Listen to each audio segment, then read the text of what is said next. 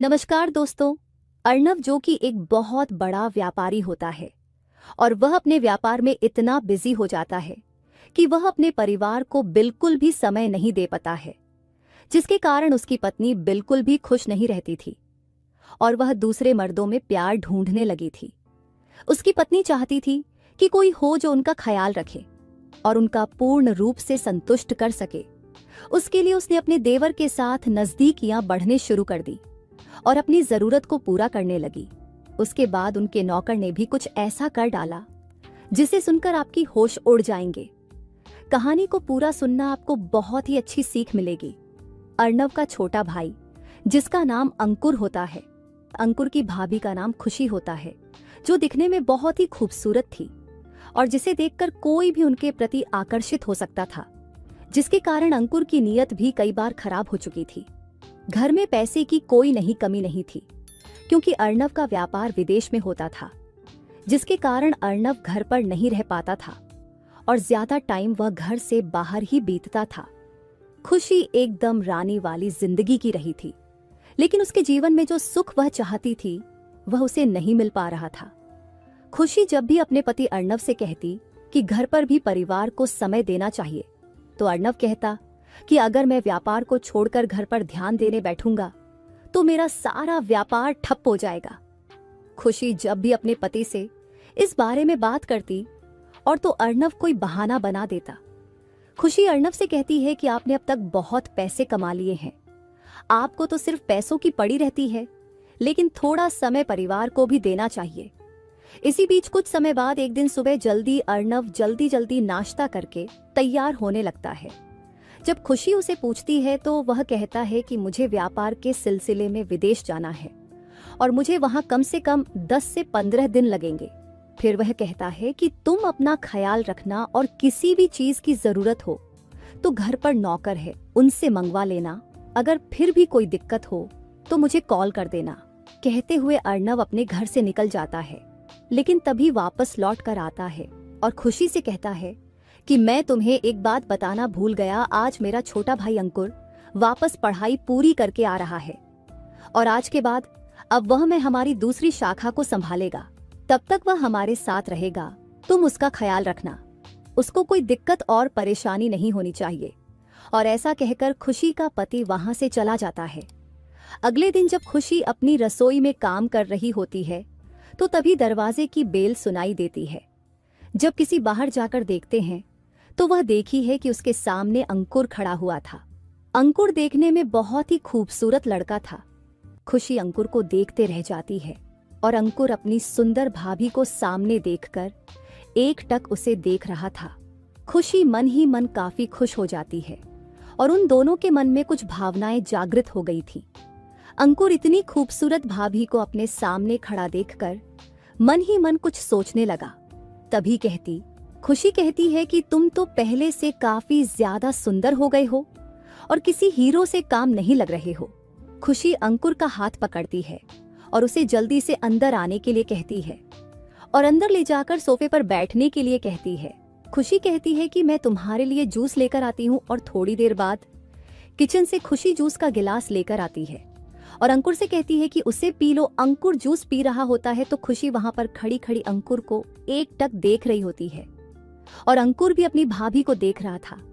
खुशी के मन में यह विचार आया कि क्यों ना मैं अपनी जरूरत को अंकुर से पूरा कर लूं, और मन ही मन सोचने लगी कि मैं अपनी जरूरत को अंकुर से जरूर पूरा करूंगी।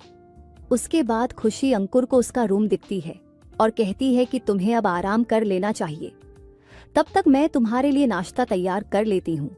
अंकुर अपने रूम में आराम करने लगता है और खुशी किचन में नाश्ता तैयार कर रही होती है। नाश्ता बनने के बाद खुशी अंकुर को आवाज देती है और अपने साथ नाश्ता करने के लिए बुला लेती है। भाभी और देवर दोनों नाश्ता करते समय हंसी मजाक करने लगते हैं। हंसी मजाक के अंदर खुशी अंकुर से पूछती है कि मैं तुम्हें कैसी लगती हूँ, तो अंकुर कुछ समझ नहीं पाता और वह कहता है कि भाभी आप तो बहुत खूबसूरत हो और मुझे आप बहुत पसंद हो। उसके बाद अंकुर खुशी की मीठी मीठी तारीफ करने लगता है। खुशी काफी खुश हो जाती है और फिर अंकुर पूछता है कि भाभी आपने मुझे ऐसा क्यों पूछा कि मैं कैसी लगती हूँ। खुशी कहती है कि कुछ नहीं, मैं तो बस ऐसे ही पूछ रही थी। और उसके बाद खुशी के मन में अंकुर के लिए अलग भावना जागृत हो जाती है। और इधर अंकुर के भी समझ में आ गया था कि उससे भाभी को क्या चाहिए। अगले दिन खुशी अपने कमरे में अपनी साड़ी बदल रही होती है और खुशी के कमरे का दरवाजा खुला हुआ था। अंकुर वहां से गुजर रहा था। तभी अंकुर की निगाह अपनी भाभी पर पड़ी, जिसे वह देखता ही रह गया। और तभी खुशी की निगाह अंकुर के ऊपर पड़ती है और अंकुर काफी डर जाता है। तभी खुशी आवाज देकर अंकुर से कहती है कि बाहर खड़े क्या कर रहे हो, अंदर आओ। अंकुर अंदर आकर कहता है कि भाभी, मैं आपको नहीं देख रहा था, इसके लिए मुझे माफ कर दीजिए। आपकी साड़ी बहुत खूबसूरत लग रही है और आप इस साड़ी में बहुत ही अच्छे लग रही हो, इसलिए मैं आपको देखने लगा था। इस पर खुशी हंसकर अंकुर से कहती है कि कोई बात नहीं, लेकिन सच बताओ, क्या मैं तुम्हें इस साड़ी में इतनी सुंदर लग रही हूं? तो अंकुर कहता है कि भाभी, आपके ऊपर यह साड़ी बहुत ही जच रही है। उसके बाद दोनों नीचे आ जाते हैं और वहां पर बैठकर बातें करने लगते हैं। तभी खुशी अंकुर से पूछती है कि तुम्हारी शादी के बारे में क्या ख्याल है? तो अंकुर कहता है कि भाभी, मुझे अभी शादी नहीं करनी। उस पे खुशी पूछती है कि तुम्हें शादी क्यों नहीं करनी? तो अंकुर कहता है कि मैं जैसी लड़की चाहता हूँ वैसी लड़की मिल नहीं रही है। तो खुशी कहती है कि तुम्हें कैसी लड़की चाहिए? तो अंकुर कहता है कि भाभी, मुझे आप जैसी लड़की चाहिए। ये बात सुनकर खुशी बहुत ही खुश हो जाती है और उन दोनों के बीच में अब नजदीकियां बढ़ने लगी थी।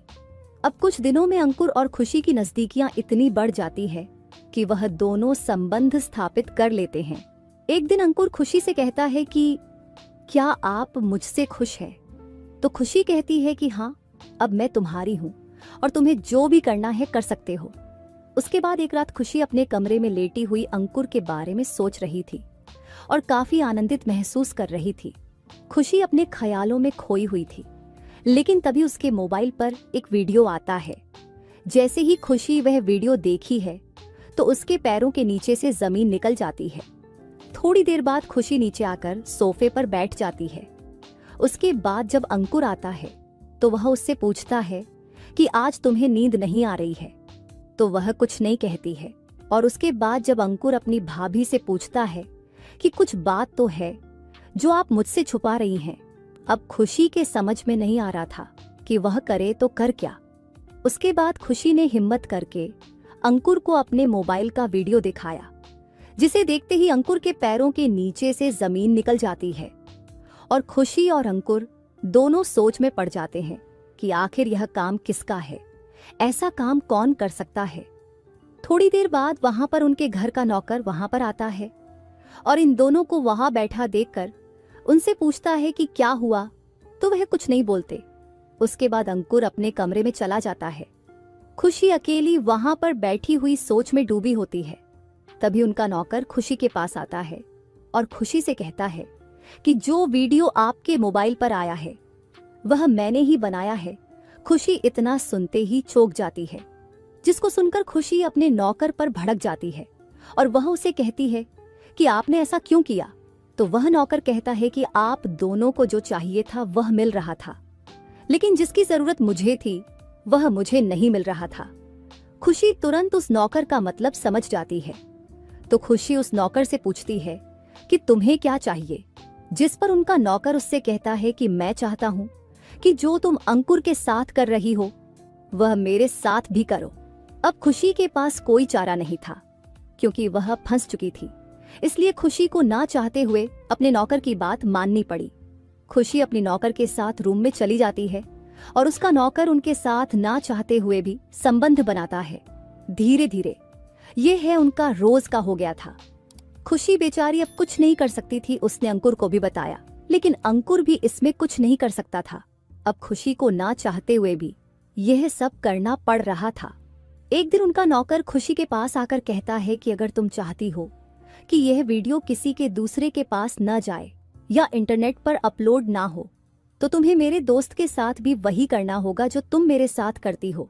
यह बात सुनकर खुशी बहुत गुस्सा हो जाती है। जब खुशी यह बात अंकुर को बताती है तो अंकुर और खुशी दोनों मिलकर इसका समाधान ढूंढने की कोशिश करते हैं। जब उन्हें कोई रास्ता नहीं मिल रहा था तो अंकुर और खुशी ने मिलकर अपने नौकर को मौत के घाट उतार देते हैं। उन्होंने काफी सावधानी से यह सब कुछ किया था और कोई भी सबूत पीछे नहीं छोड़ा था, लेकिन आखिरकार पुलिस उन तक पहुंच जाती है और उनके ऊपर मुकदमा चलाया जाता है। अब दोनों भाभी और देवर को जेल हो चुकी थी। अर्णव, जो इन सब बातों से अनजान था, जब उसे पता चला तो जैसे उसकी पूरी दुनिया ही खत्म हो गई थी। दोस्तों, इस कहानी से हमें यही सीख मिलती है कि पारिवारिक रिश्तों में ज्यादा दूरियां ठीक नहीं होती हैं और अपने परिवार को भी समय देना चाहिए। अगर अर्णव अपनी पत्नी को समय दे पाता तो शायद आज यह नौबत नहीं आती। और उधर जो अंकुर ने किया वह भी बहुत गलत था, क्योंकि अंकुर को अपनी भाभी के साथ संबंध नहीं बनना चाहिए था, क्योंकि भाभी का रिश्ता जो है वह हमारे समाज में बहुत ही पवित्र माना गया है। लेकिन सबसे बड़ी गलती इसमें अर्णव की थी, जो अपनी पत्नी से दूरियां बनाकर रखता था और जिसकी वजह से अंकुर और खुशी एक दूसरे के पास आए। पैसा ही सब कुछ नहीं होता है, आज अर्णव के समझ में अच्छी तरह से आ गया था। दोस्तों, हमारे इस कहानी का उद्देश्य किसी की भावना को ठेस पहुंचाना या किसी भी प्रकार के अनेकता या अश्लील का फैलाना नहीं है। हमारा उद्देश्य केवल आप लोगों को शैक्षणिक जानकारी देखकर आज हमारे समाज में हो रहे ऐसी घटनाओं के बारे में जागरूक करवाना है और हमारे समाज में हो रहे ऐसे मुद्दों के प्रति सतर्क करना है। तो दोस्तों, आपको कैसी लगी हमारी कहानी? अगर कहानी अच्छी लगी हो, हमारे वीडियो को लाइक और हमारे चैनल को सब्सक्राइब जरूर करें। नमस्कार दोस्तों, एक लड़के की शादी ऐसी लड़की से हो जाती है जो उसकी जिंदगी को नरक बनाकर रख देती है। शादी के 2 साल के अंदर अंदर ही वह अपनी पति को गुंडों से पिटवा देती है, अपने सास ससुर के साथ बुरा बर्ताव करती है और अपने मायके में रहने लगती है और महिला सुरक्षा के जितने भी कानून बनाए थे उनका नाजायज फायदा उठाती है और लड़के के खिलाफ दहेज उत्पीड़न का मामला दर्ज करवा देती है और वह अपने प्रेमियों के साथ घूमती फिरती है और खूब एंजॉय करती है। उसने अपने ससुराल वालों की जिंदगी को बर्बाद करके रख दिया था। दोस्तों, यह मामला कोर्ट में चल रहा था और 6 साल बाद इस केस की अंतिम सुनवाई होनी थी और यह है अंतिम फैसला। एक 30 साल की जवान महिला जज के द्वारा सुनाया जाना था, जो कि काफी तेज दरार थी और अपने कड़े और तुरंत निर्णय लेने की काबिलियत के कार्य जानी जाती थी। दोस्तों, पूरी कैसे को जानने के बाद उसे महिला जज का झुकाव उसे लड़की के पति की ओर हो जाता है और वह उसे लड़के के ऊपर हमदर्दी दिखाने लगती है और धीरे धीरे मामला इससे भी आगे बढ़ जाता है। दोस्तों, यह एक बहुत ही रोमांटिक कहानी है, कृपया कहानी को अंत तक जरूर सुने। दोस्तों, यह कहानी है उत्तर प्रदेश के गोरखपुर जिले की, जहां पर 2 लोग पति और पत्नी एक कोर्ट में अपने वकीलों के साथ खड़े होते हैं। दोस्तों, पति का नाम होता है अनिल, बदला हुआ नाम, और उसकी पत्नी का नाम होता है रेखा, बदला हुआ नाम। अनिल एक इंटर कॉलेज में टीचर के पद पर नौकरी करता है। इन लोगों का केस क्रिमिनल कोर्ट में चल रहा था। वहां पर एक सेशन मजिस्ट्रेट होती है जिसके सामने यह केस जाता है और वह इन दोनों की फाइलें पढ़ती है और मुस्कुराने लगती है और फिर इन दोनों की तरफ देखती है। मजिस्ट्रेट सबसे पहले उस लड़के, जिसका नाम अनिल होता है, को पूछती है कि तुम इंसान हो या जानवर, जिस पर अनिल कहता है कि मैडम, मैं तो इंसान ही हूँ। मजिस्ट्रेट ने कहा कि तुम्हारी पत्नी ने तुम पर आरोप लगाया है कि तुम उनके साथ मारपीट करते हो और बहुत सारा दहेज देने के बाद भी दहेज की मांग कर रहे हो, और इतनी खूबसूरत पत्नी होते हुए भी तुम दूसरी औरतों के साथ अपने रिश्ते रखते हो और उनके रिश्तेदारों की तुम बिल्कुल भी इज्जत नहीं करते हो, उनके ऊपर बहुत ही अत्याचार कर रहे हो। यह इंसानियत नहीं हो सकती। जिस पर अनिल कहता है कि मैडम, मेरे ऊपर लगाए गए सभी आप बिल्कुल झूठे हैं। उसके बाद मजिस्ट्रेट रेखा से पूछता है कि तुम बताओ कि जो तुमने आरोप लगाए हैं क्या वह बिल्कुल सच है। रेखा के बोलने से पहले ही रेखा का वकील बोलता है कि मैडम, यह इंसान एक नंबर का जूता और मक्कार इंसान है जो मेरे मुवक्किल को शादी की पहली रात से ही प्रताड़ित कर रहा है। जिस पर जज साहिबा बोलती है कि वकील साहब, एक बार आप चुप रहिए, मुझे इनसे जानना है। जब साहिब पूछता है कि रखा, तुमने जो भी आरोप लगाया है क्या वह सही है, जिस पर रेखा कहती है कि हाँ मैडम, यह बिल्कुल सही है।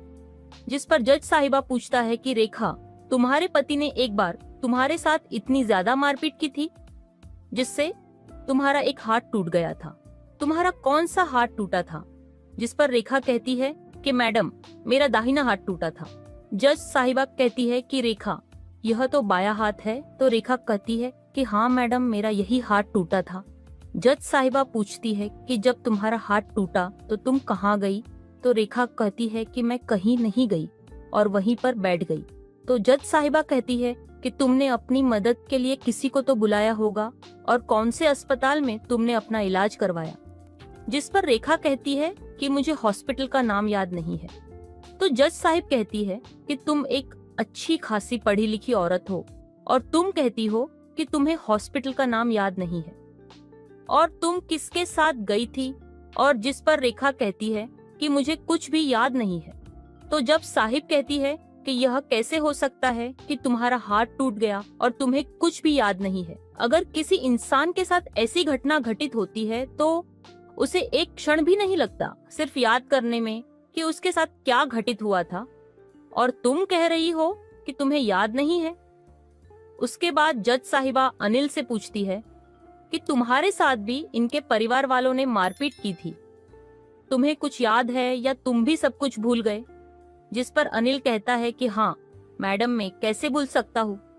मैं सुबह 9:30 पर तैयार होगी, स्कूल के लिए रवाना हो रहा था, और रास्ते में मेरे ससुर और साले ने मेरी बाइक रुकवाकर मेरे साथ मारपीट की और 3-4 लोग मेरे पैर पर चढ़ गए और मेरा पैर तोड़ दिया।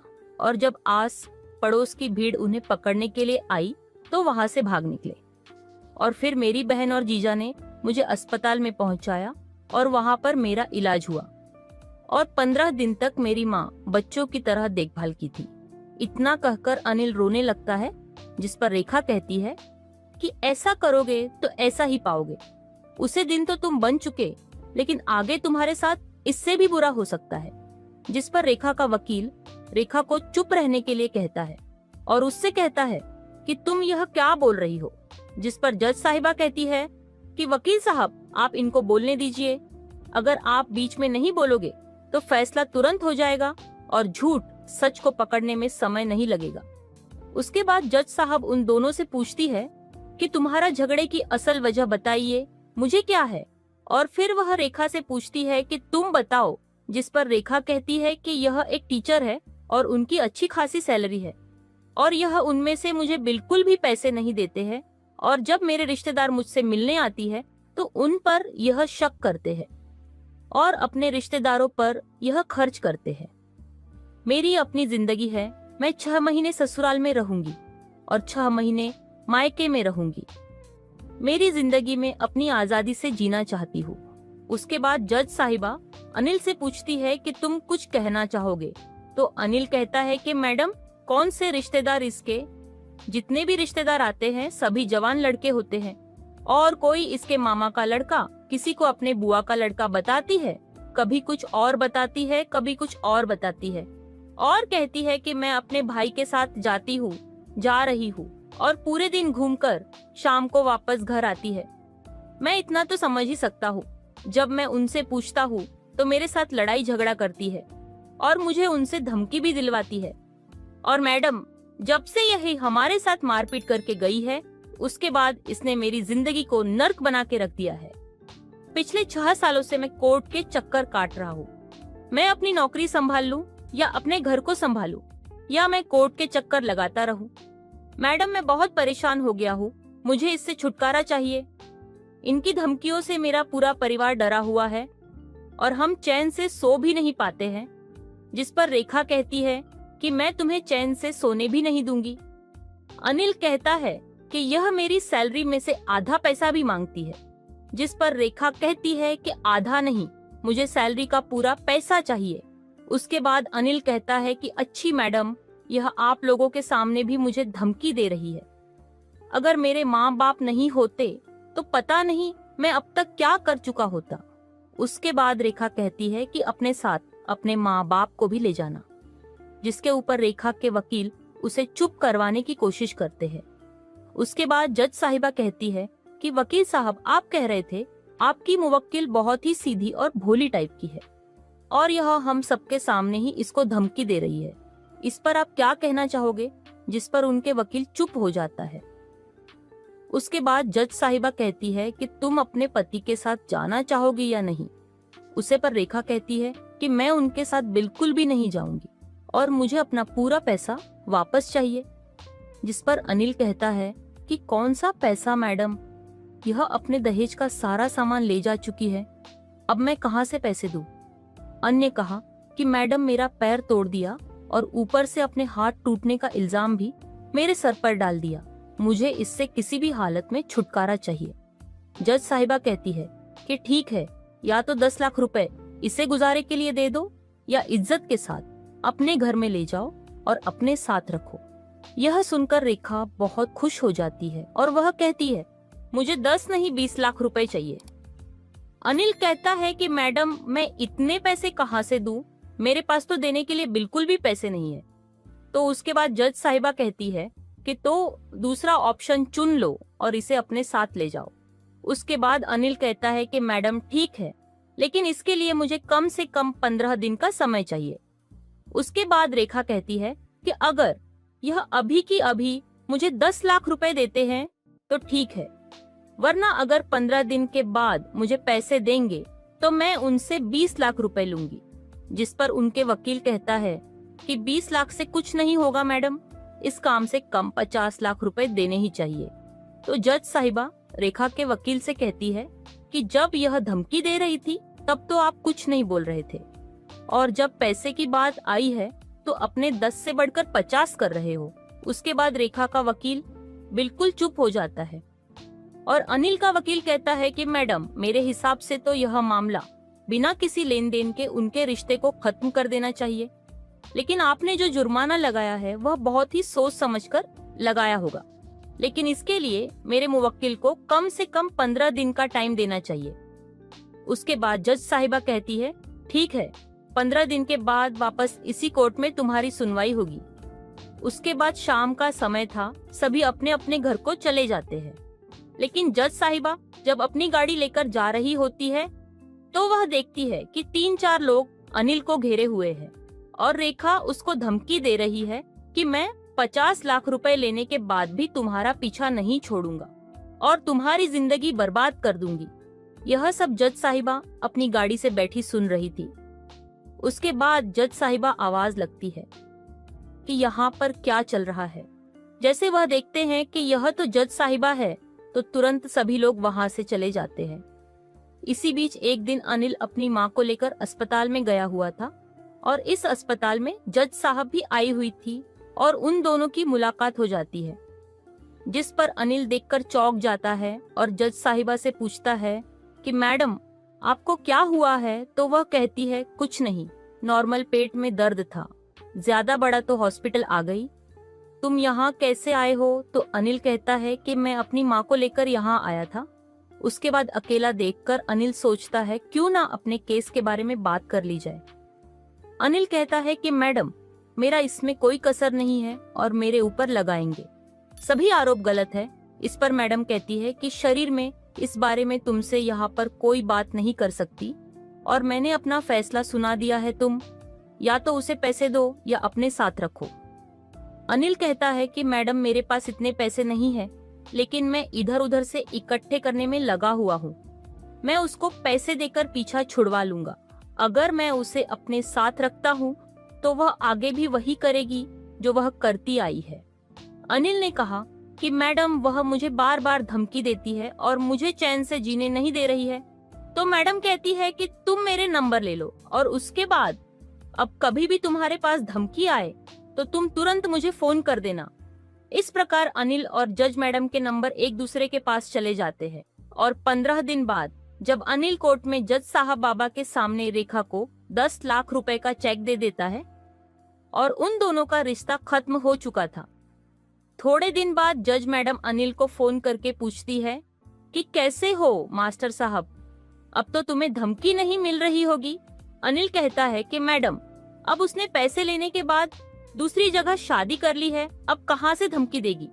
अब मैडम अनिल से कहती है कि तुम कोई अच्छी सी लड़की देखकर अपनी शादी कर लो, और रिश्तों के अंदर ऐसा उतार चढ़ाव आता रहता है। आज के समय में हर कोई इसका भुगत भोगी है, जिस पर अनिल कहता है कि नहीं मैडम, आप लोग तो नहीं होंगे। ऊपर मैडम कहती है कि नहीं, हर कोई इसका भुगत भोगी है। और उसके बाद मैडम अपनी कहानी अनिल को बताती है और कहती है कि मेरे साथ भी ऐसा हो चुका है। उसके बाद मैडम कहती है कि ठीक है, आज तुम्हारे पास एक लड़की का फोन आएगा और उससे बातें कर लेना। अब अनिल बेसब्री से उसे लड़की के फोन का इंतजार करने लगता है, लेकिन उस दिन किसी भी लड़की का फोन नहीं आता है। अगले दिन फिर मैडम का फोन आता है और पूछती है कि किसी का फोन आया, तो अनिल कहता है कि नहीं मैडम, किसी का भी फोन नहीं आया। फिर मैडम दोबारा कहती है कि अपने दिमाग पर जोर डालो, शायद आया होगा और तुम भूल रहे होंगे। लेकिन अनिल कहता है कि नहीं मैडम, किसी का भी नहीं है। शाम को दोबारा मैडम फोन करती है और अनिल से पूछती है, तो अनिल कहता है कि आपका फोन के अलावा किसी का भी फोन नहीं आया। उसके बाद मैडम कहती है कि क्यों, मैं कोई लड़की नहीं हूँ? तो अनिल कहता है मैडम, आप अपने बारे में बात कर रहे हो। और उसके बाद वह रोने लगता है। उसके बाद मैडम कहती है हाँ, मैं अपने बारे में ही बात कर रही हूँ। जिस पर अनिल कहता है कि उनका कहाँ आप मजिस्ट्रेट और कहाँ में एक मामूली सा टीचर। तो वह कहती है कि आप जैसों से ही सीखकर हम जैसे बड़े अधिकारी बनते हैं। और उनकी इसके बाद उनकी दोस्ती धीरे धीरे प्यार में बदल जाती है और वह आगे चलकर शादी कर लेते हैं। तो दोस्तों, कैसे लेंगे हमारी कहानी? अगर अच्छी लगी हो तो हमारे चैनल को लाइक एंड सब्सक्राइब जरूर करें।